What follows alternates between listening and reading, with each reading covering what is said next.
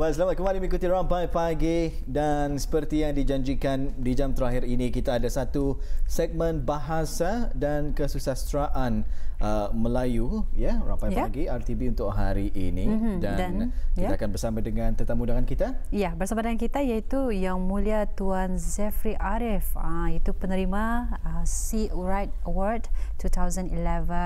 Assalamualaikum Tuan. Waalaikumsalam warahmatullahi wabarakatuh. Apa khabar Tuan Zefri? Baik, alhamdulillah. Wali Mahirah macam sihat. Alhamdulillah kita sihat macam biasa Tuan. Kita tengokkan. Alhamdulillah. Gembira ya dapat kembali bersama dengan Yang Mulia Tuan Zefri Arif dan topik yang akan kita bawakan ini Tuan Zefri Arif ya agak menarik juga mengenai impak COVID-19 ya. Ini yang kita alami sekarang terhadap pembangunan bahasa, sastra dan juga budaya.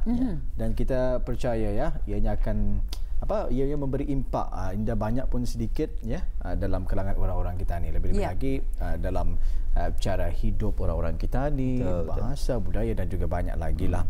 Jadi sebagai mukadimah awal ni, apakah bahasa, sastra dan budaya masyarakat dunia menerima impak daripada pandemik COVID-19 ini? Baik, terima kasih Wali Mahirah, order penonton yang dihormati. Kalau kita bercakap tentang COVID-19 ini, kanak-kanak kecil pun sudah tahu menyebut COVID-19. Bukan COVID, COVID. COVID-19, apatah lagi orang yang sudah berusia. Dan ia menjadi satu fenomena yang jelas telah mengubah banyak struktur sosial. Dan ini kita lihat dalam konteks kejuruteraan sosial, kejuruteraan masyarakat, kita melihat ada satu paradigma baru dalam menangani COVID-19 dan bergantung bersesuaian dengan soalan tadi, apakah ada impak terhadap bahasa, sastra dan budaya pada keseluruhannya. Ya, saya katakan memang ada impak yang sangat besar dalam konteks ketiga-tiga tiang bahasa, tiang sastra dan tiang budaya. Kerana kita lihat pertama sekali apabila adanya istilah virus corona kemudian diganti oleh WHO sebagai COVID-19, maka orang faham bahawa COVID itu adalah singkatan daripada coronavirus disease 19 ya. Jadi ini adalah satu dalam konteks bahasa memberikan kita satu pembahanan baru tentang apa yang dikaitkan dengan istilah-istilah perubatan, kesihatan, kesihatan awam dan macam-macam lagi. Kalau dulu kita mungkin tidak mau mengenal apa yang dikatakan virus, apa yang dikatakan sebagai kuman, apa yang dikatakan sebagai bakteria, apa yang dikatakan sebagai pijagari atau injection itu. Dan sekarang kita lihat dalam konteks pembangunan bahasa, kita sudah mula prihatin tentang kepenggunaan istilah-istilah dan jargon-jargon yang mengkhusus kepada perubatan, kesihatan dan juga kesihatan awam. Maka itu kita pun faham apa yang dimaksudkan dengan pengasingan sosial, isolation itu, dan juga penjarakan sosial, penjarakan fizikal. Semua itu memberikan kita satu pembahanan baru bahawa adanya usaha untuk membuka ruang penguasaan bahasa yang lebih jelas lagi, terutama kita dalam konteks bahasa Melayu ini, bahawa kita harus dapat melihat bahawa apakah jargon-jargon ini dapat dilihat dalam konteks istilah yang boleh digunakan, ditutur oleh pengguna bahasa Melayu yang begitu banyak di dunia ini, iaitu lebih kurang lebih 600 juta orang penutur bahasa Melayu. Dan ini merupakan satu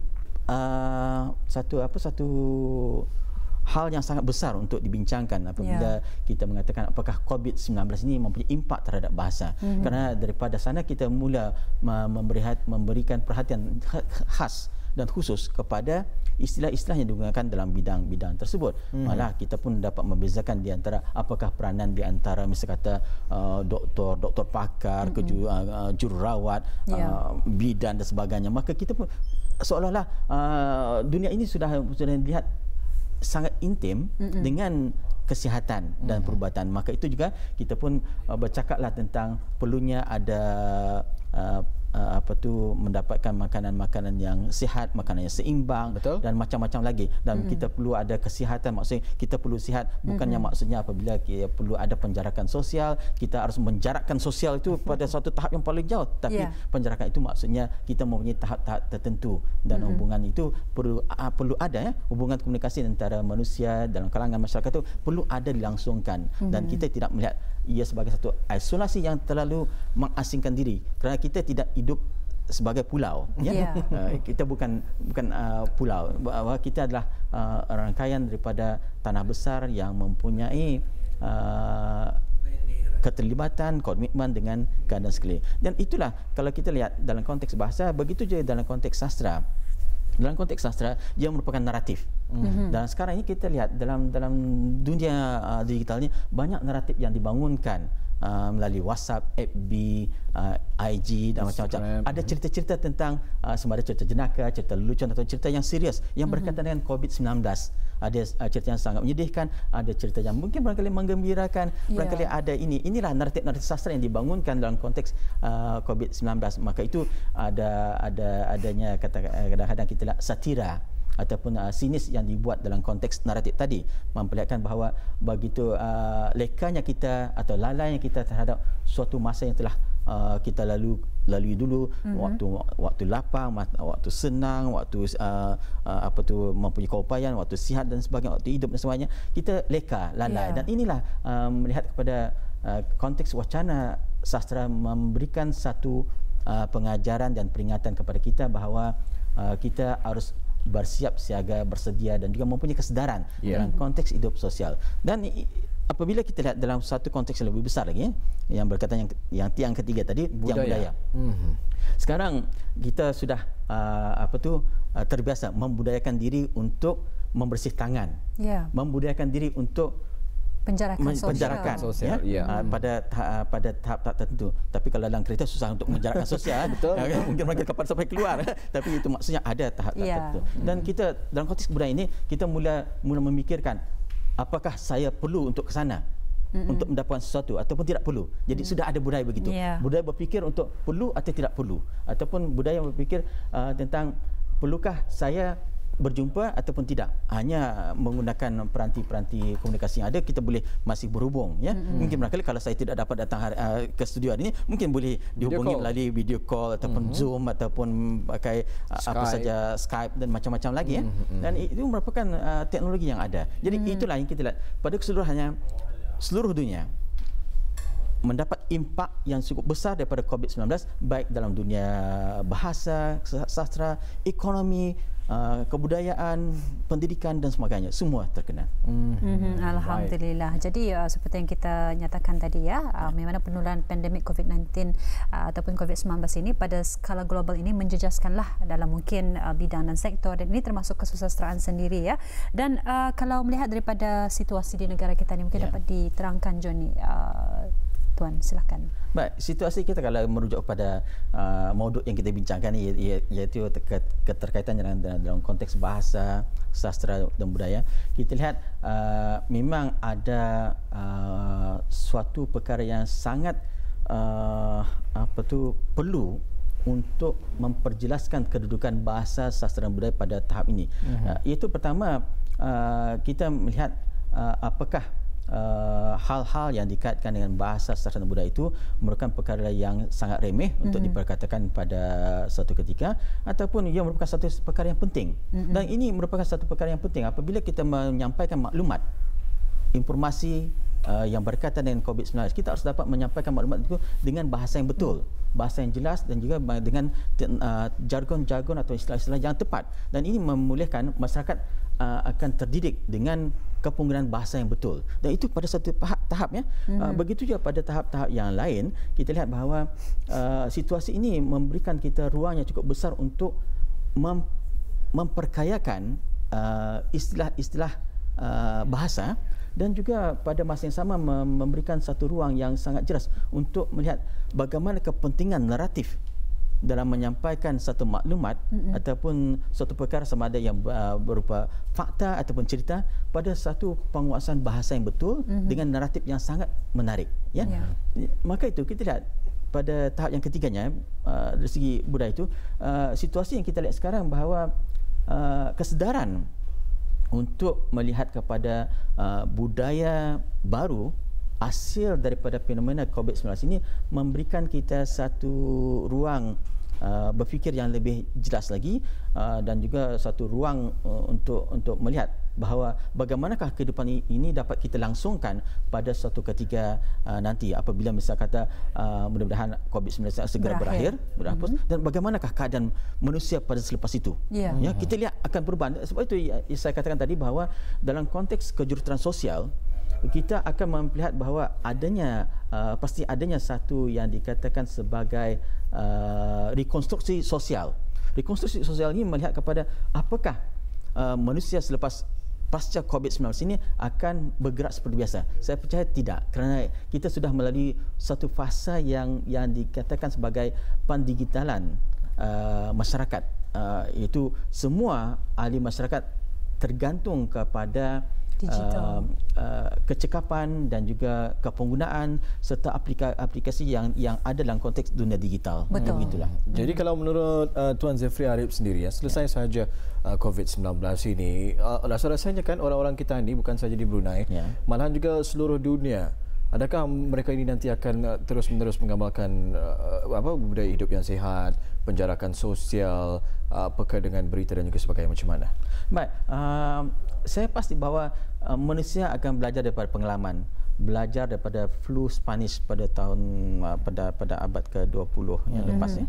Bagaimana pada ketika itu mereka sudah juga menggunakan kaedah asam penjarakan sosial. Dan ini merupakan satu pengalaman dan juga satu sejarah yang perlu kita perhatikan, iaitu saya percaya bahawa selepas pasca COVID-19 ini kita akan melihat satu fenomena baru, iaitu bagaimana keterkaitan dunia digital dalam kehidupan kita yang cukup mencorakkan dan juga cukup memberikan satu penjelasan terhadap bagaimana kita harus bertindak dan juga memberi respon terhadap apa saja di persekitaran. Ini termasuklah kerja-kerja seharian kita ataupun yang kita lihat sebagai rutin kita nilai, rutin kehidupan.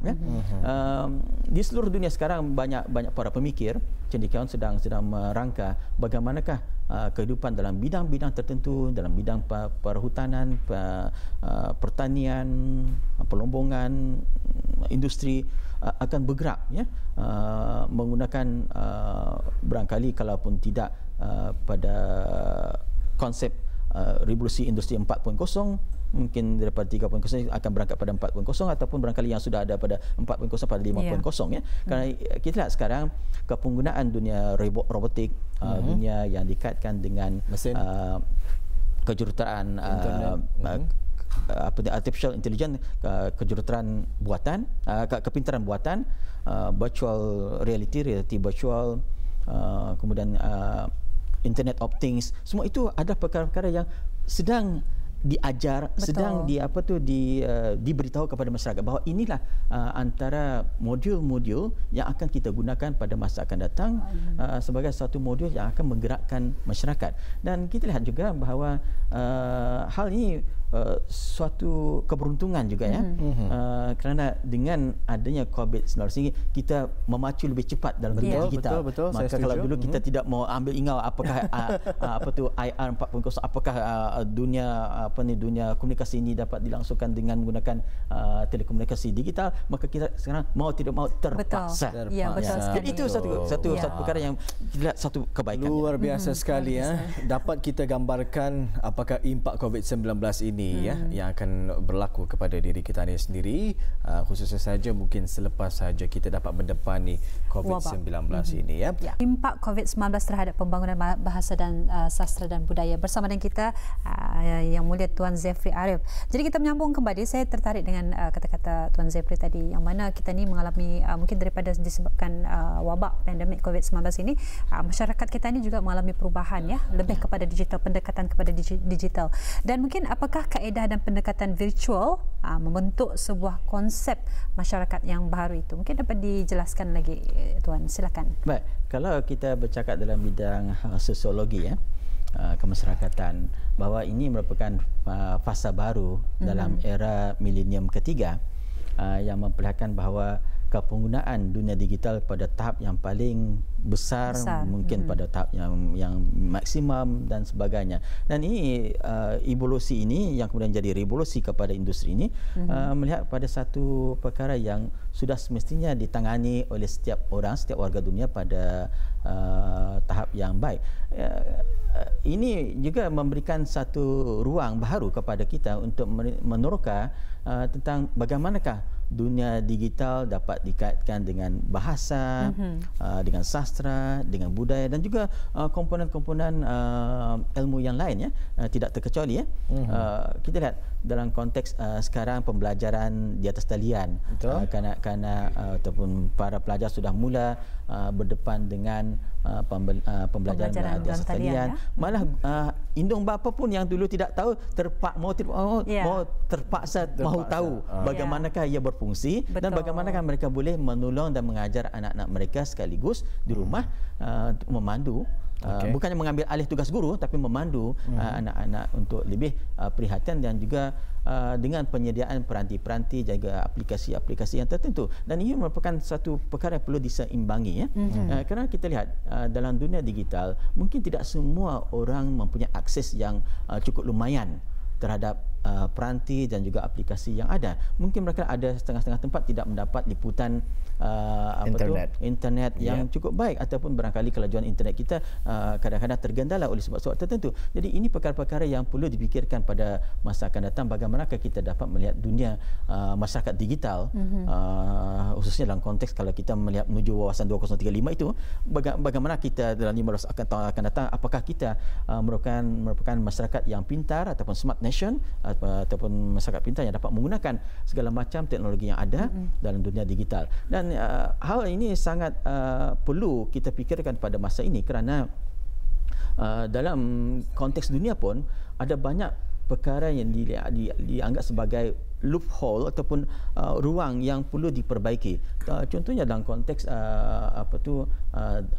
kewangan digital, ya, kewangan digital, maka tentu ada hal yang membolehkan barangkali mereka yang cuba merosak sistem itu mengganggu gugat sistem itu. Dan itu perlu ada. Begitu juga dalam begitu juga dalam dunia pendidikan, dunia bahasa, dunia sastra dan dunia budaya.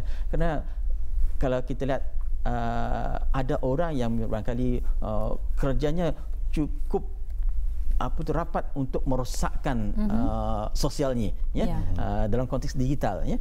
Dan itu perlu kita lihat. Tetapi apa yang ingin saya sampaikan di sini ialah bagaimanakah dunia virtual ini sangat penting, ya, pada masa ini dan masa akan datang. Kerana kita, seperti yang saya katakan tadi, mau tidak mau kita tidak akan terlepas dengan dunia komunikasi digital, dan juga kita tidak akan terlepas dalam dunia kehidupan digital. Dan ini kalau kita kembali kepada suatu waktu dulu, bagaimana teknologi angkasa lepas, ya, pada tahun 60-an itu memberikan satu revolusi terhadap penggunaan teknologi nano, ya, dan macam-macam lain. Begitu juga dalam konteks sekarang, ya, bagaimanakah bahasa Melayu itu dapat dikembangkan dari teknologi digital agar seluruh dunia dapat mengetahui bagaimana bahasa Melayu itu terbentuk, dituturkan dan juga dibudayakan. Dan begitu juga dalam konteks sastra. Saya kata bagaimana sastra budaya dapat diangkat ke dunia antarabangsa. Ya, dan kita lihat sekarang satu perkara yang sangat menarik, ya. Banyak pengusaha-pengusaha ataupun apa yang dikatakan pengurus-pengurus industri yang dikaitkan dengan industri bahasa, industri sastra dan industri budaya ini telah memanfaatkan kegiatan digital ini. Mereka telah menggunakan banyak platform digital ini seperti menggunakan Facebook, Instagram, dan banyak lagi. Mereka mengadakan satu perlumbaan ataupun barangkali atau tidak perlu partisipasi untuk membaca sajak melalui dalam talian, ya, membaca syair dalam Facebook, juga membuat peraduan, menulis kerangan dalam dunia digital. Itu satu perkara yang sangat menarik, betul sekali. Alhamdulillah.